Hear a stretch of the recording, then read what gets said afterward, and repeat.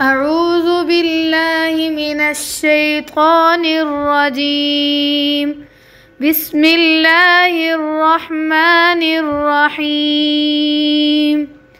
الرحمن علم القرآن خلق الإنسان علمه البيان.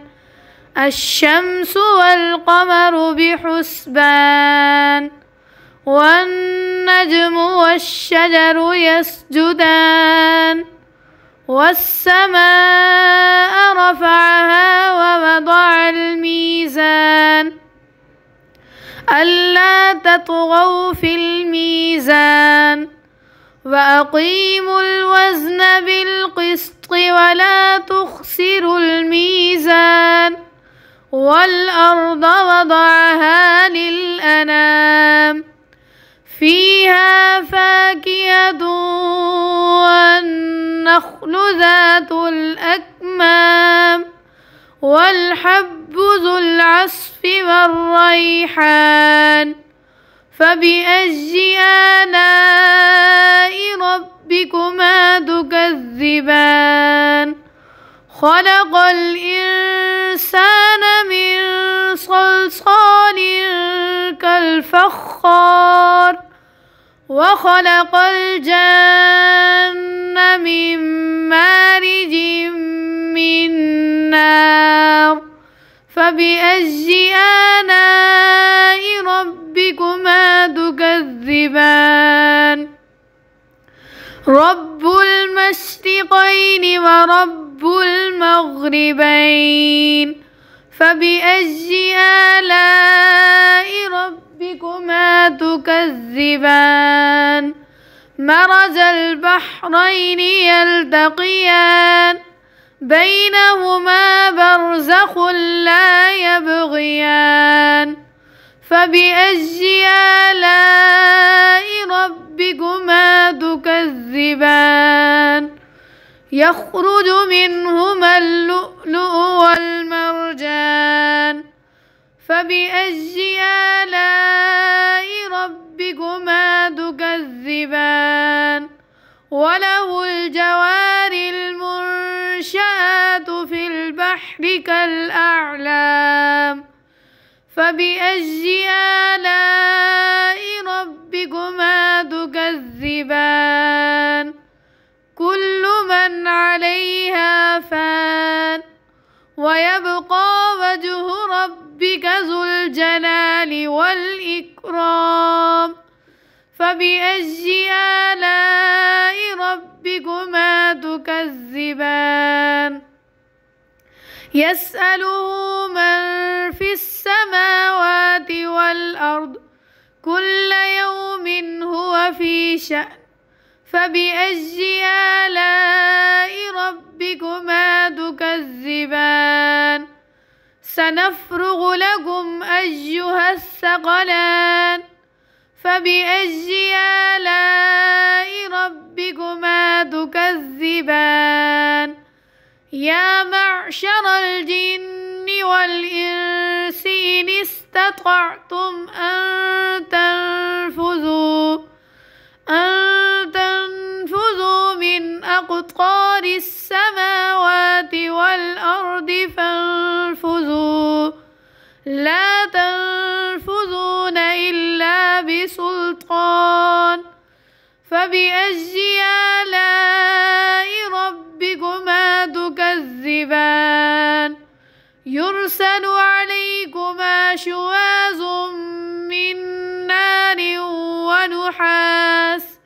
ونحاس فلا تنتصران.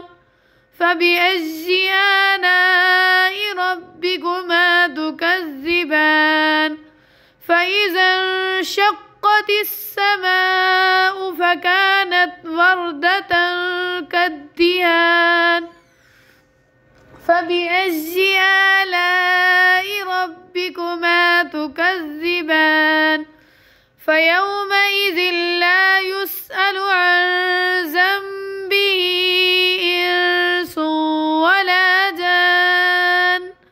فبأي آلاء ربكما تكذبان؟ تكذبان يعرف المجرمون بسيماهم فيؤخذ بالنواصي والأقدام فبأي آلاء ربكما تكذبان هذه جهنم التي يكذب بها المجرمون يطوفون بينها وبين حميم آن فبأي آلاء ربكما تكذبان ذواتا أفنان فبأي آلاء ربكما تكذبان فيهما عينان تجريان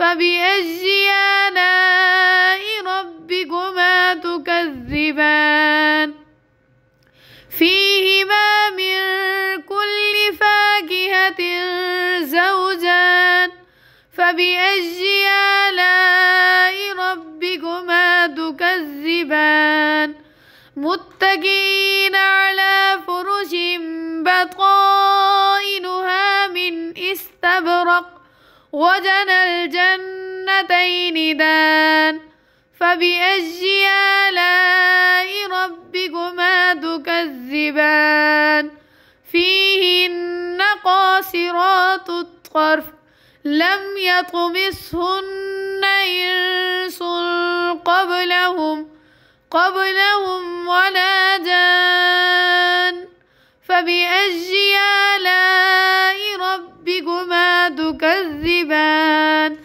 كأنهن الياقوت والمرجان فبأي آلاء ربكما تكذبان هل جزاء الإحسان إلا الإحسان فبأي آلاء ربكما تكذبان ومن دونهما جنتان فبأي آلاء ربكما تكذبان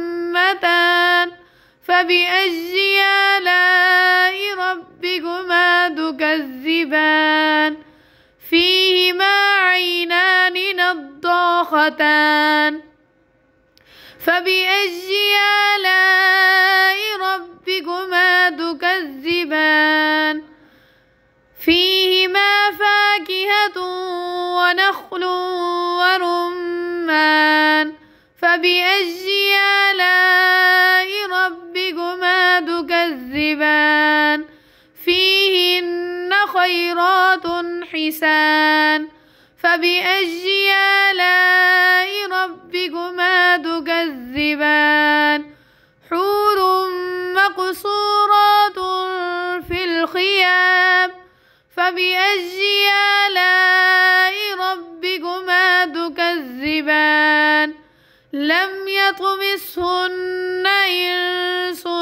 قبلهم ولا جان فبأي آلاء ربكما تكذبان متكئين على رفرف خضر وعبقري حسان فبأي آلاء ربكما تكذبان تبارك اسم ربك ذي الجلال والإكرام صدق الله العظيم.